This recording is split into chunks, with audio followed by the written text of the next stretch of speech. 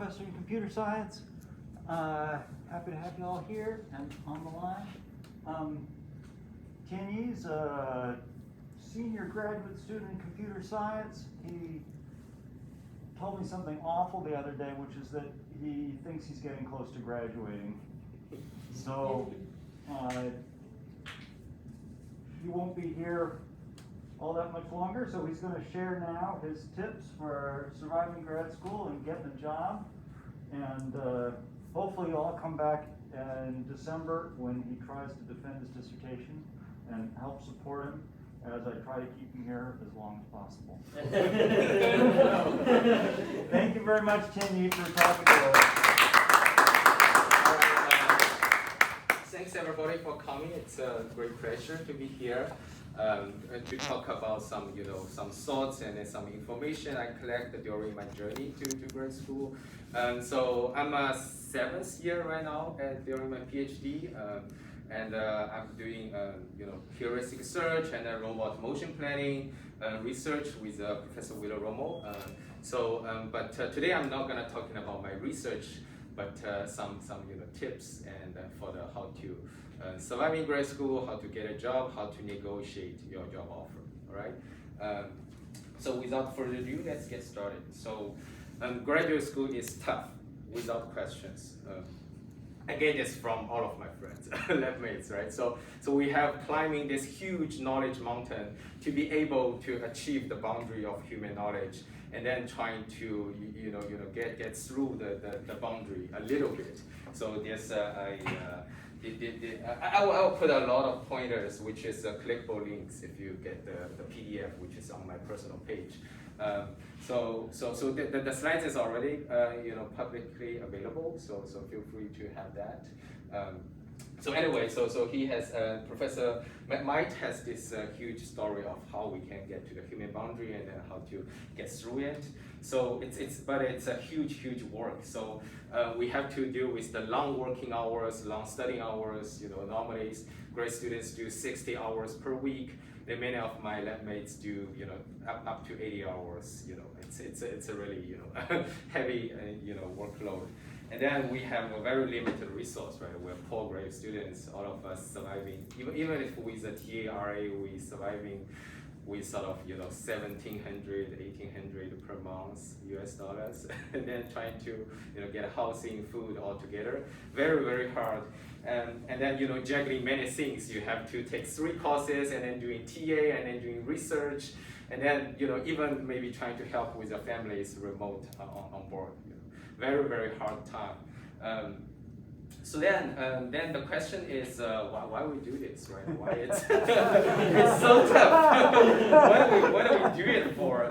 So my takeaway from previous 6 years is I treat it as a training and a preparation for a better life, right? So basically, in the end of the day, we can gain this extraordinary learning skill that you can basically learn anything by yourself, right? And then you can deal with this heavy workload. Even if later on in your real world life you have some, your boss give you some heavy stuff you can deal with because you take the methodologies during your graduate life. And then you have this resource management. I treat it as a sort of a lower bound on your life. If you can live with this small stipend, right, you can live with anything, right? Nothing will get worse. I have a friend that lived with $2,000 for 3 months during the summer. I don't know how he achieved that, but he somehow managed to do that. And then which gives you a courage to take the risk in the future of your life, right? When you have some, huge project to do, and then you say, okay, the worst case is I go back to graduate life, which I live in a small stipend, right? So it's what will give you this lower bound of your life so that you can do it, right? And then juggling many things is also ability to learn, right? Because you don't know when the life will hit you, right? Your parents could be sick, your kid could be fighting with the other kids in the kindergarten, and then you have to deal with your projects. By that time you have to juggling, right? Right now we are trying to practice the juggling techniques. So what I treat it as a simulation system as the graduate school life, right? We get these skills like for free because it's not a big deal if you make a mistake here, right? In grade school, if you get a C, you just do it again, right? If you haven't done this, rm-rf star in your root directory, you better do it now than do it when you are an employee in Amazon, right? And so anyway, so do it. Make mistakes. We can do it, and so it kind of worth it from my takeaway. So then it's a good training process. Yeah, but it doesn't have to be miserable, right? So I think it can be a tough training process. It can also be full of joy. So today I want to share, 3 most joyful moments I feel during these 6 years. One of them is trying to get a research idea, an interesting research idea that you feel so excited about. You feel so important that it needs to be solved. And then you have some idea to solve it. And then you just think, okay, I will do this, right? So, and then the second moment I want to share is when you get results, right? When it works, right? It works. You get whatever improvement on your, accuracy percentage, right? You beaten the state of the art. You become the world's fastest algorithm. Whatever. When you get results, so exciting time. And then when you share the ideas with the world, when people understand you, understand your approach, and then they agree with you, say, okay, it's a good stuff, right? That's the very rewarding moments for the graduate study. So I want to talk about how to achieve these moments. So in the first part of the talk, I will talk about how to achieve these moments. And then the second part will be how to get a job. And then the third part will be how to negotiate once you get offers, right? So yeah, how to get this, very first, get a research idea, right? So it's not easy, I would say, right? So you have to that's why we have to do so many courses, right? We have maybe do 10 courses, 12 courses, attending seminars, reading research papers, join group meetings. That's all helps to get familiar with the field, get familiar why the problem is important. What's the technology? Maybe we can try to solve it. So I create a lot of pointers, how to read papers. If you haven't looked at these 2 talks, super recommend it. This is a clickable link on the PDF, right? So then you attending seminars. We have seminar courses, planning robots, seminar machine reinforcement learning seminar, HRI seminar. Talk with people during the seminars can help to build your idea of what you want to do, right? And then attending research talks, we have a lot of invited speakers, goes there. And then attending conferences is super important as well. And the conference speakers, which the top conferences, they are normally very good talks, which is very inspirational. So be there, and then try your best to be there, and then have conversations with lab mates, with advisors, with the speakers coming in, with friends, even friends, families can help. And then I put this quote, which is a quote that from Professor Alan Newell, which is quoted in Sven Koenig's talk on What I Wish I Know early in grade school, but didn't. I super recommend for this talk as well. So they say, the scientific problem chooses you. You don't choose it, right? They say, it's essentially a relationship like a marriage, right? You have to explore a lot, and then at some point it will hit you. And then you think, wow, it's such an interesting problem I want to solve, right? I have some ideas. So it's a random process, but you have to do a lot of explorations to hit that moment, to wait for that moment to hit you. And then in Alan's original talk, he said, you will then stick with it for your rest of your life. Right? This is the topic I'm gonna study, to the end. So anyway, here's some reference you can get to help you get what you want to really excited about. Then the second moment is you want to implement your idea, and then you want to make it work, right? So then we have a lot of trouble. This is the toughest time during the grad school. So here's the talk which changes my mindset. is Euron Allen's talk on why science demands a leap into the unknown. So he introduced this concept of cloud. I'm not sure if you have, sorry for the guys online, but I gotta do something. So if you haven't heard about it, so you think about, you have some idea, and then you want to achieve, you want to implement some ideas, and then you think it's gonna go to B, right? But you think, okay, I will do this experiment, and the experiment works. That's what you think. And then what he introduces is actually in the real world, the experiment doesn't work. You try another idea, experiment doesn't work. You try another idea, the experiment doesn't work. You try another idea, and then eventually you reach some point at C. Right? So, and then what he called this actually becomes your paper. Becomes what you have. And then he called this thing, a cloud. And then he defined this as the boundary of human knowledge. So if you want to do something and then you always achieve it, it must be inside on the knowledge boundary of humankind. It's like a homework assignment, right? In the classes, you want it to be fast. Okay, you implement it. The algorithm is very fast. That's it, right? So normally in the life, we have to deal with a lot of this cloud thing he mentioned in the talk, and to get it to work. So very important concept, helps me a lot during the graduate study. So by understanding that, you wouldn't be fear of the failure, right? You were brave enough to try a lot of ideas. And then, essentially the idea is negative results can also drive insights, right? From a lot of negative results, you should be have some pattern recognition, system working, and then say, okay, wow, this is why it doesn't work. And then the very important takeaway is always keep the machine busy. So we are computer scientists, we have the leverage of using the CPU time. So you don't necessarily always spend in your lifetime. You can also using the CPU time, right? While you are during the vacation for 2 weeks, or goes to gym, or workout or whatever, let the machine always running. It's very important to help you to try these ideas a lot. So then, once you have some results, right, you get a positive results, which is very exciting. And then the third moment I feel really rewarding is when you share your ideas with the communities, with peers, with the world, right? So you have to write a research paper, either a workshop, main track, or journal, and then you have to give research talks. Why this feels so rewarding is when you be in these top conferences, you feel like you're part of the human history, right?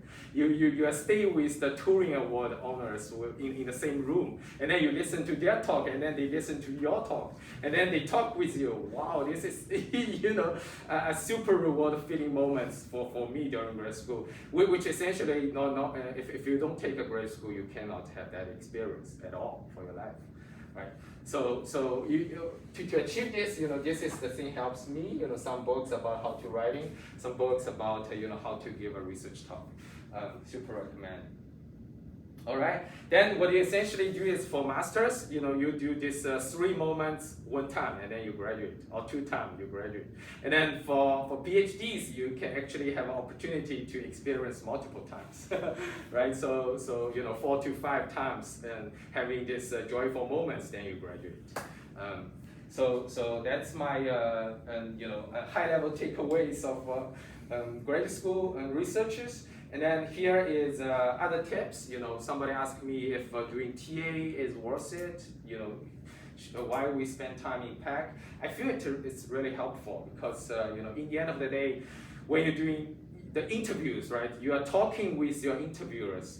That techniques I essentially get from the TA. The recitations, the PAC times. You're training the ability to explain the concepts, which is very, very important. And then we have to deal with the stressful moments. The thing works for me is doing a lot of workouts, and then doing meditation also helps. And also very important, I don't put there, have a good sleep is also very, very important to deal with. Even you have to train yourself to be able to sleep even during the most stressful moments, right? So here are some books helps me to give me sort of mental powers to deal with these hard moments, stressful moments. Flow is the book which tells you how to achieve your peak performance time. They give the step-by-step concepts of what you need to get into flow. If you haven't read it, super recommend it. Growth mindset also, and change you from a fixed mindset, which you fear about failure, fear about trying things, to a growth mindset, which is very, very powerful. And then the art of achieving impossible, also help you to give you many mental powers. Super recommend to read them. So that's the first part, and then I will switch to the second part about how to get a job. Right? So let's see how much time I get. So what are the options? Right? This is the options for the PhDs after you graduate. You can get academic research position, you can get industry research position, you can get industry engineering position. So for academic research position, you can, essentially you want to be a professor, right? And then normally in academic position, you get very high freedom. You can study whatever you want to study. You research on whatever you want to research on, and then then you get sort of a relatively low salary. And then in industry, research position, you have some constraints. You have to do some research aligned with the same direction as the company, and you get some freedom, but you get a lot, some sort of more salaries, right? Median salaries are put in. And then in the industry engineer position, you'll be very constrained. You have to solve this problem that your boss asks you to solve, and then you get a high pay. That's sort of the high level, but things can change. Nowadays, many research scientist positions in industry also get a super high pay, but it depends. So, yeah, question. Presumably, it's only high pay if the problem your boss wants you to solve is really hard. Yes, yes. Yeah, I agree. So what do you need? So today I will focus on how to get an industry job, because that's what I get, right? So get an industry job, what I say very important is three things: internship experience, connections, and interview skills. So to have a internship, I would really recommend to have at least one internship for a master, and then 2 internships for a PhD. During the summer, 3 months internship is really good. Helps you get a full-time job in the end. So you need to have your CV prepared. You need to have a personal page, which people can easily Google you, right? If they put my name, Tianyi Gu, UNH, on the Google, they should find your link, and then they can see what you have achieved already. So easy for the other side. And then also the GitHub page is very, very important nowadays. I get multiple requests for recruiters and hiring managers asking me for, what's your most confident repo you can point me to? And then they just go there to looking at the code I write every day, and then looking at the commits I do every day to see if it's organized well, if the code is clean, if you write a proper Python code or C++ code, whatever. So this thing, why they like to do this, I can see, because you cannot fake it, right? You can put together a CV overnight, but you cannot put together a good link, GitHub page overnight. You have to do good projects. You have to collaborate with your collaborators. Just when you take these courses, when you do projects, do it good, right? So when you do planning seminars, when you do reinforcement learning seminars, when they ask me to do these projects, just be it's worth it, right? Because you can have a really good day by day, 3 months accumulated code commitment, so that people can see. And then very important is I encourage you to apply. There's no perfect time, right? Somebody always tells me, I'm not ready to apply for an internship. I'm not ready. There's no good enough moment. Just go apply and then do it. So then the important thing is connections. There's a quote from Wheeler is it's not the website hire you, it's the person hire you. So you need to find the person that opens that position. try as hard as you can to do that. Don't just apply online. All right. So then how to get those connections? You can get referrals from your lab mates, right? So I'm working in Argo. If any of you wants to work in Argo in the future, just shoot me an email. I can refer you easily. And then there's conferences, right? So you go conferences. There's job fairs, which is very helpful to build up connections. We have invited speakers last week. Masataro will be here. They have openings for IBM. So you just talk to them, email them, get these connections. It's way better than just apply online, right? And then, maintain a good linking page is also very important. So what I normally do is I go to conferences and I hear somebody do a really good talk. I just connect him on LinkedIn and I say, thanks for giving me this great talk. I want to connect. Normally they will just connect you, right? And then later on, when they will, publish some openings on their LinkedIn feeds, and then you say, okay, I see you have this openings, can I apply? You get these connections. And then interview. Then once you get the interview opportunities, right? You're starting to do interviews. It's very important to have interview skills. If you are a PhD or you have some research, the research interview is essentially not that hard, right? You do whatever the research talk you have already, and you explain what your research is. And then the hard part to my point of view, the challenge part is the coding part, the coding interviews, which we do have to spend more time than we think we have to prepare this, because it's a very competitive market, right? Everybody trying to do this. So I would super recommend to take Laura or Wheeler's algorithm class, which contains all the essential concepts you need for the interviews. And then there's a lead code that have all the problems you have to solve, example problems you have to solve. I put a reference here, a pointer here. This guy, Sean Lee, have this talk, how to get a job at Big Four. He talked a lot about how to prepare this. And also, you have to practice with a human. You cannot just solve the problem by yourself, because during the interview, you are talking with the interviewers while you're coding. What's your thinking of the methodology to solve this problem? What's your understanding of the problem? And then you go through while you're coding. So it's essentially harder than just solve it by yourself. So you have to practice with your peers, right? So here's a website I recommend, which will try to pair you with some random peers online. And then also a real practice, which I call is also very important. So if you want to go to Google, don't interview Google at day one, all right? Put the most you want in the end, because your interview skill is gonna be better and better. So you need some practice at the beginning, If you find some startups, which you think, okay, maybe I will work there, but not that much. You can use it as a practice, right? So at the beginning of the process, and then put the most that you want in the end. So trying to organize all the interviews. So that's about how the interviews. There's a lot more, super recommend to look at this video. So then once you have that.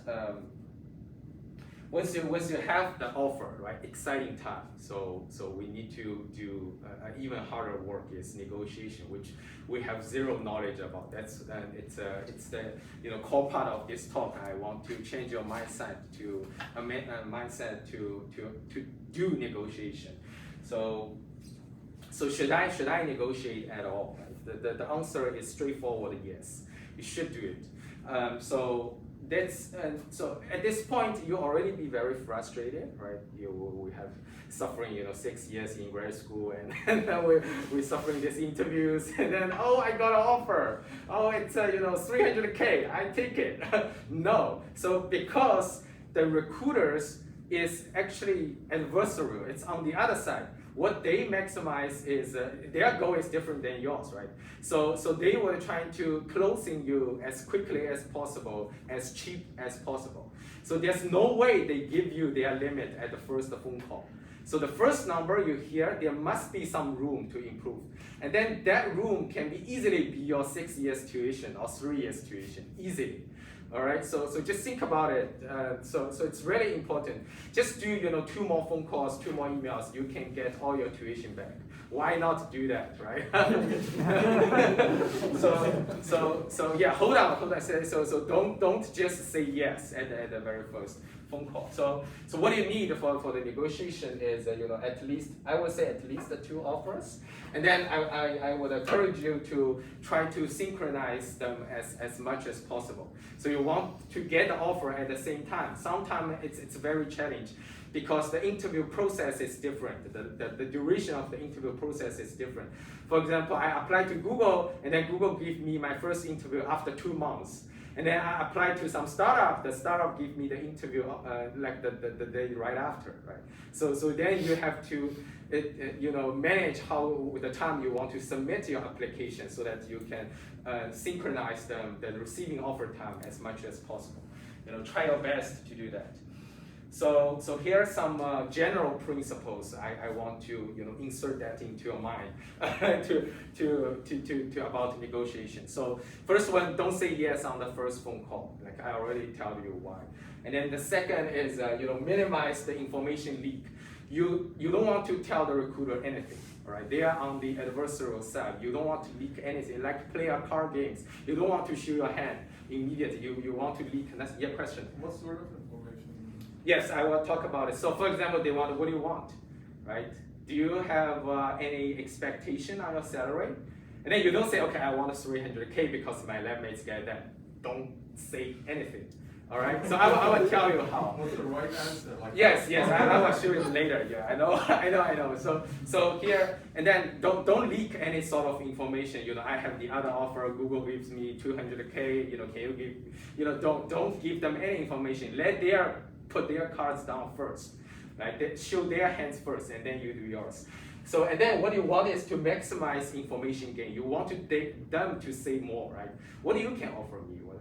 If you ask my expectation, what's your expectation? What you can offer, right? So that you can collect the information as much as possible before you make your decision, before you make your next bid. So then if you have to provide information, say you already pushed into some corner, so you say, okay, you said you have some counter offers, show me, otherwise I wouldn't raise my current offer. And then you say, okay, I can tell you, but can you give me some, what's the other candidates, right? What are their background? So that you can using the informations to analysis what's the bid you can get, what's the ask you can go up to next level.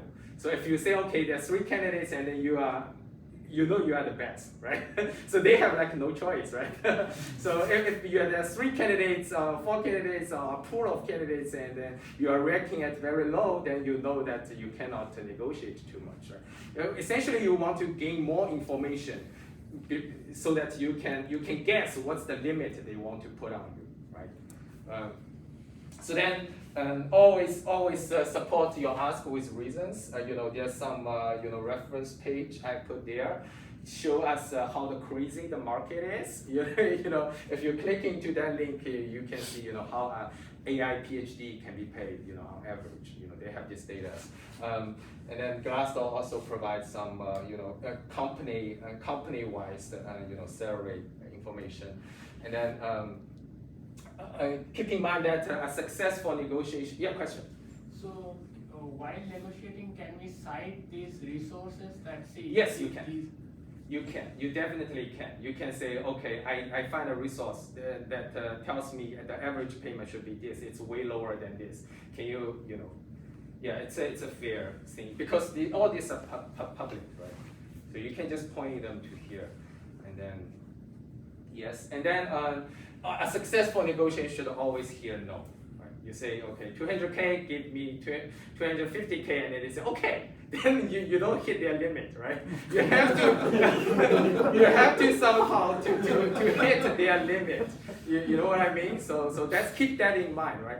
So be brave. I know it's a little bit crazy market. What we say, it's not like we're greedy or whatever. It's like we just want our market, fair market share, right? So that's what the market wants us, like for the knowledge we have. So here are the general principles. Now here's the beefy part, is how we do this. What's the sentence we can say, right, to fight with them. So there's generally 3 stages. So you do the interviews, and then you have this post on-site, which you get an offer, the first offer. Then what do you do there? And then there's a research leverage stage. It's how you figure out what's the number you should ask. All right, 3 stages.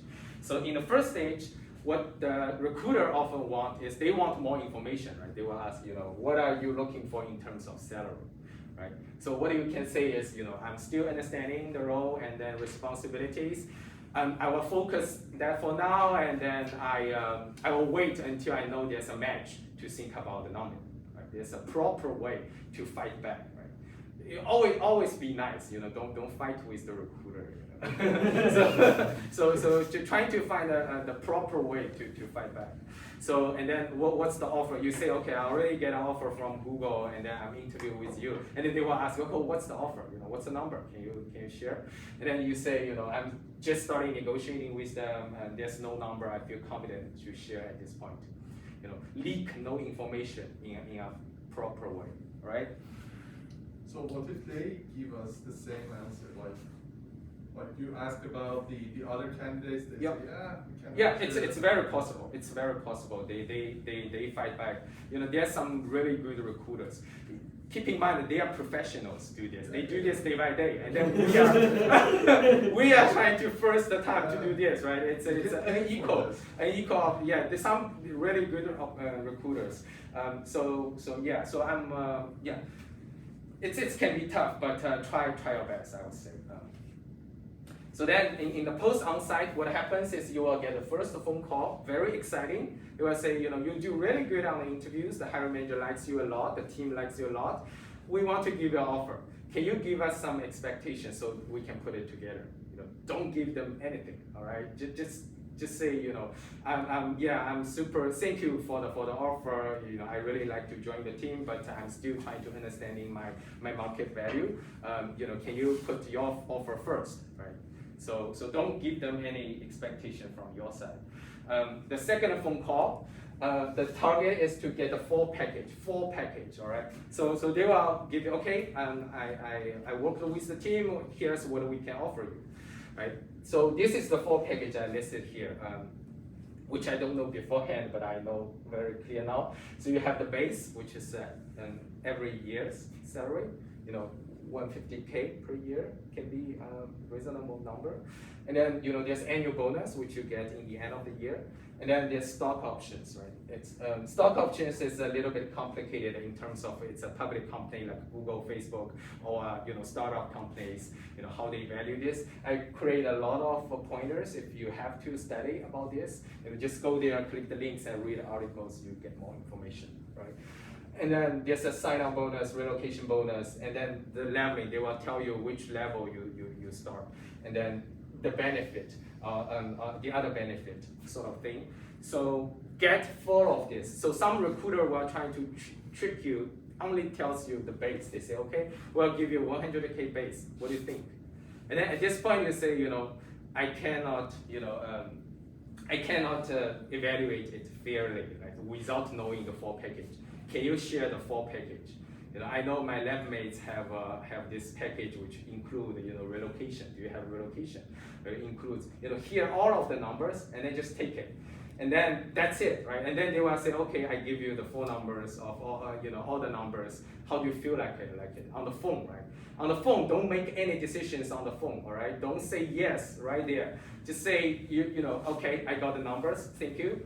And then I want to think about it offline. I need to talk with my families. I need to talk with my advisors or whatever, right? Don't just make decisions online. And they will try push you really hard to make you, do you think it's good? So we are trying our best to put these numbers. Can you give me any feedback? No feedback, all right? No feedback.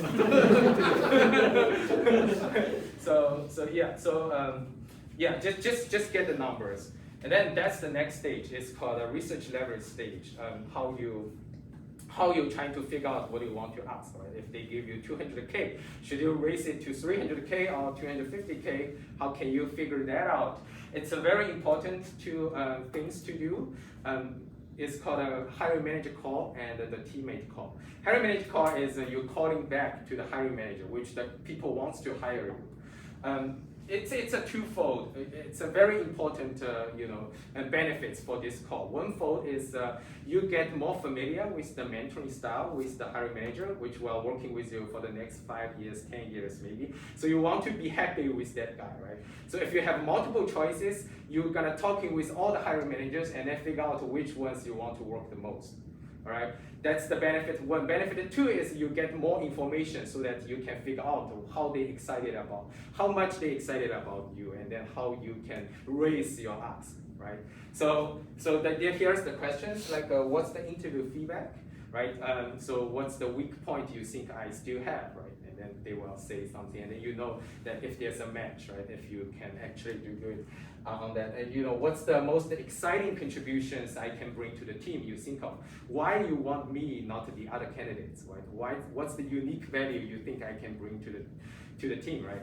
So I've got answers like I'm a search guy, right? I do heuristic search, and it is okay. You are AI students. I want you to do machine learning.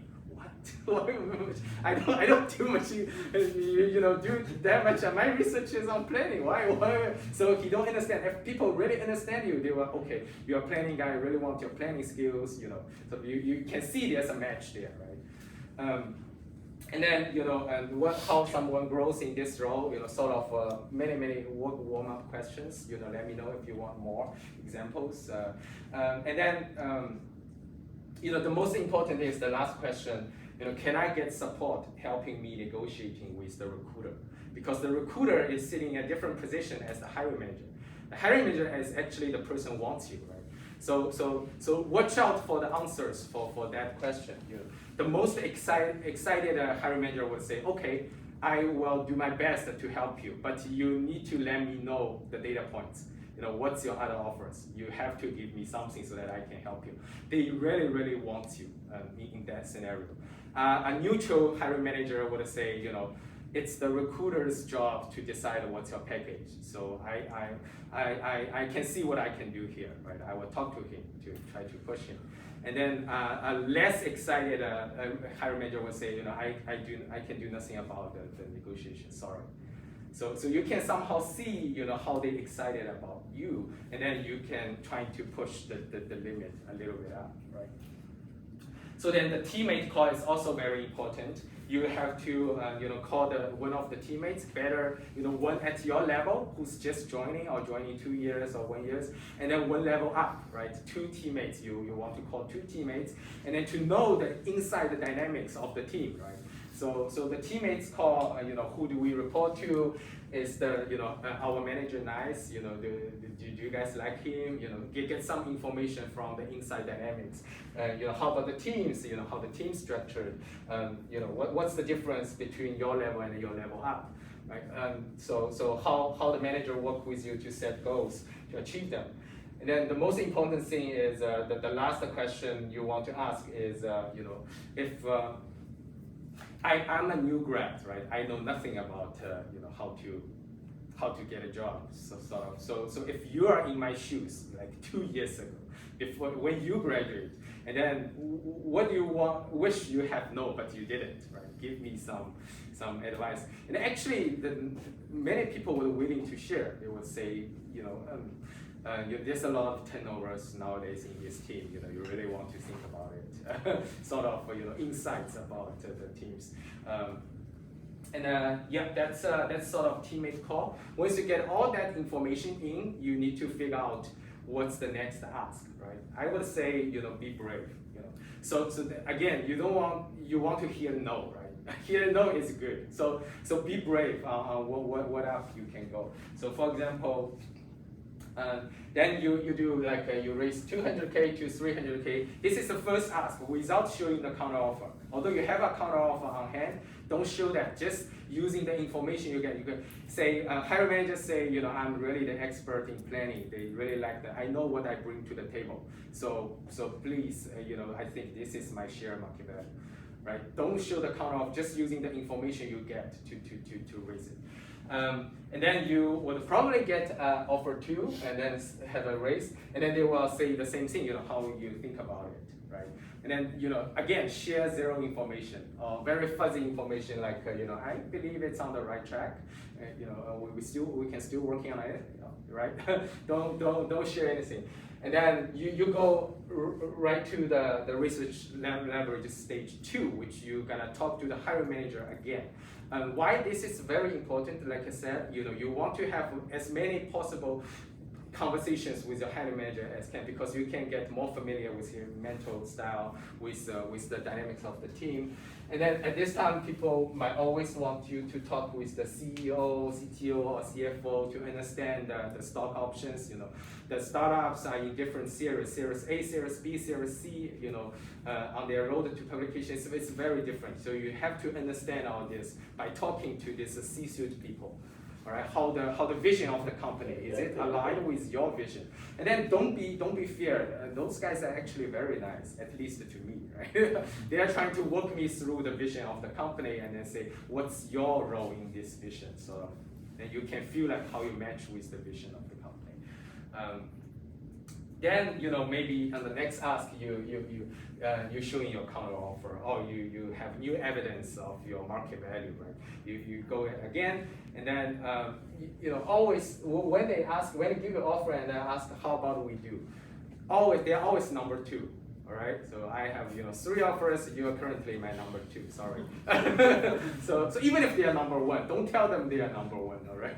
So you say I have the other offers. I'm excited about the team, but this other team is a little bit higher than you. So anyway, so and then you do research stage 3. You go back to the hiring manager and then talk with them. Actually, you can be very honest to them. You say what I did is I get a very good offer from Neuro and Argo. And then I talk to the hiring manager and say, see, this is what I got. This is the project they want me to do. This is the project you want me to do. And then they offer this much salary. And then you give me this. If you're in my shoes, what's your decision? Right? So how can I, trade off on these different things so that you work on this project of finding a job with your mentor, like for practice, right? so you can get familiar with this guy. Anyway, very important to do that. And then you get some, offer number 3, and then you really like it, and then you say, okay, very important, you can get a final push, can easily be your tuition back. You say, okay, if you can bring it to, whatever, 10K more or whatever, and then I will sign it right away and cancel all other interviews. So which gives extra incentive for the recruiter to say yes. Right? This sort of roughly the process of the negotiation. It will last, for 2 to 4 weeks. So because there's a back and forth, they have to go back to talk with the team about how much they can get raised, right? So the interview can be only 2 weeks, and then the negotiation can be very long. So keep that in mind. So that's pretty much for today, and we are right on the time. So to conclude, I tell you, graduate school is tough, but we can be very joyful during that journey. And then how to get a job, what you need, 3 things: internship, connections, interview skills. And then there's 6 principles for negotiation and the 3 negotiation stage. Yeah, with that, I'm gonna stop here and welcome any questions. Thank you.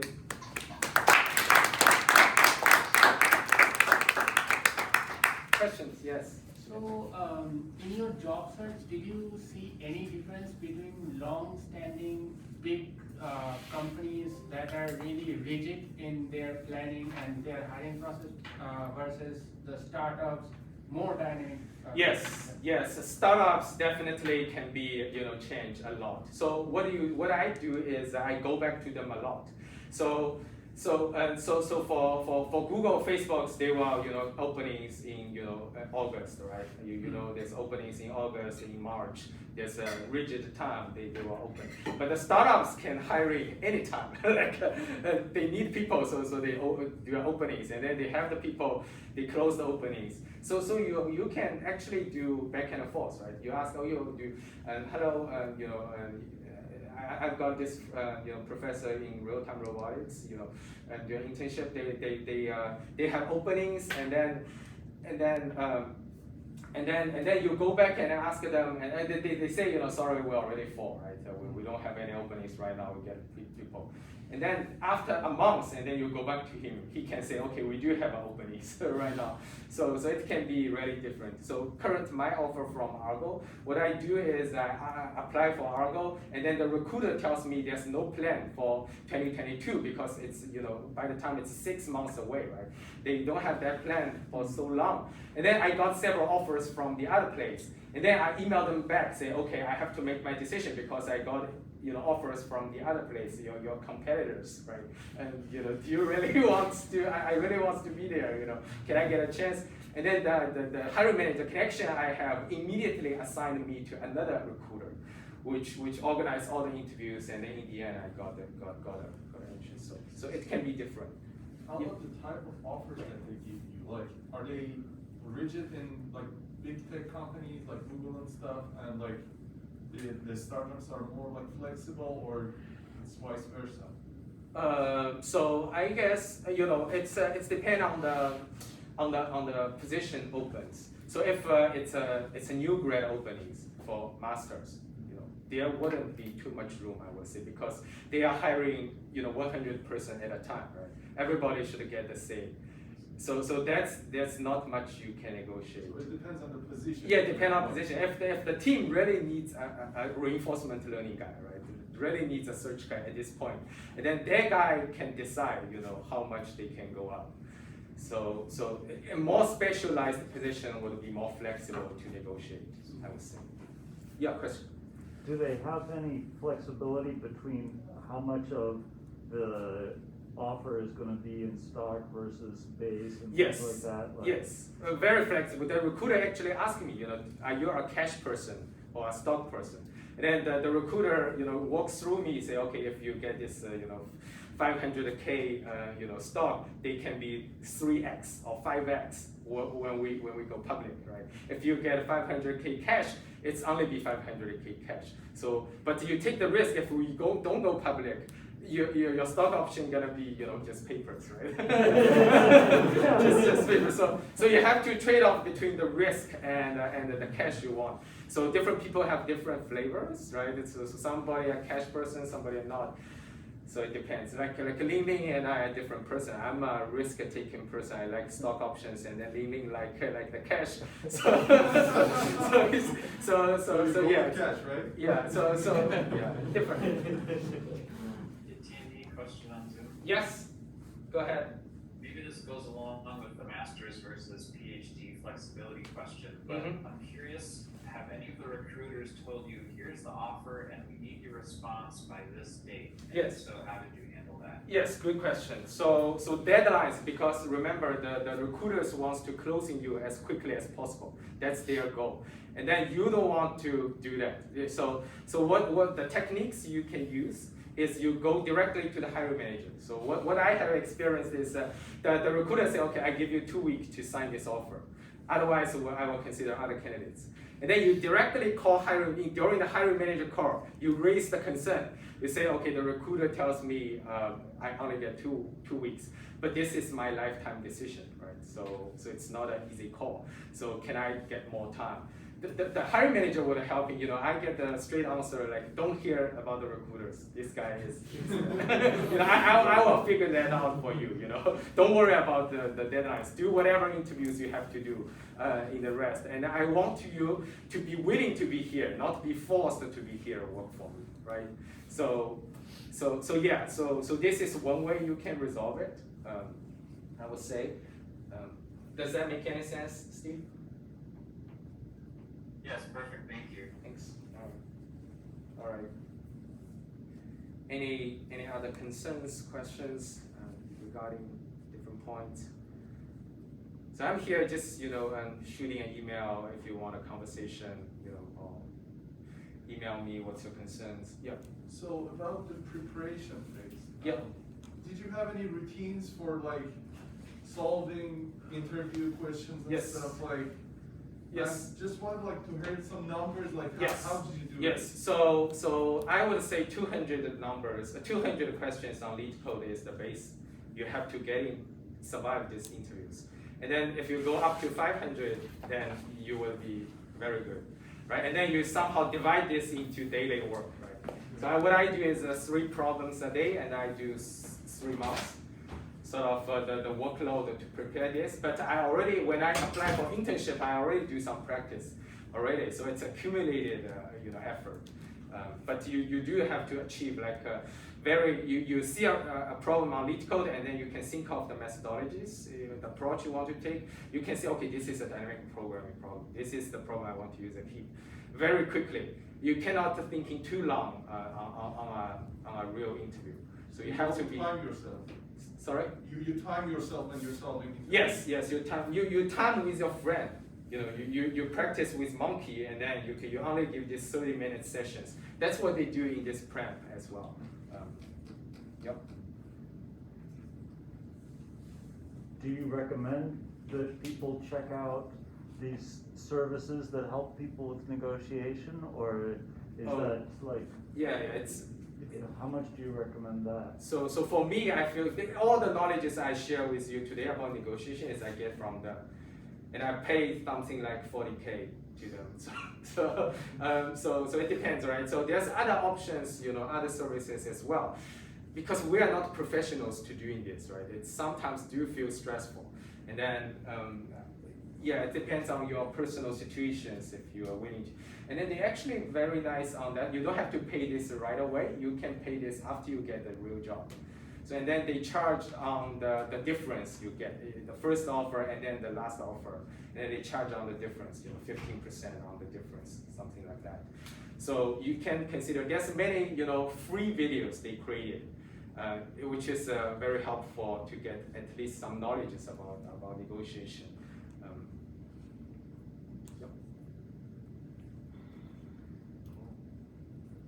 Another question about the services. Yeah. How did you coordinate with the service in terms of what you talked to the recruiting company about and what they talked about? How did you sort of juggle having a third party in the conversation? Oh, so the recruiter don't know I have a third party. So they straight talk to me. You straight talk to the recruiter. I believe they also provide a service like they negotiate for you, and then it's a lot more expensive than you do it yourself. But when you have this weekly meeting with this the service, right? They will depend on the response from the company, from the recruiter. They will help you to analysis what's the next ask, what's the situation there, because they are professionals. They hiring these recruiters from the companies to this negotiating service, so that they know the inside, what's the thinking on the other side. So they are like the traitors from the company. Yes, something like, because they see this is empty in the market, right? There's no people helping us, like we are new grads, and then they are trying to do that. For me, I personally learn a lot through the process. You can see I shared with you guys too. It's more demand in terms of like graduate student income rather than company income. Yep. Would you mind to share that PDF? It's already publicly. You can Google, Tianyi Gu, and then you get my link. It's already there, or you can just there's a QR code. Cool. Fantastic. Any more questions for Tianyi? All right. Thank you so much.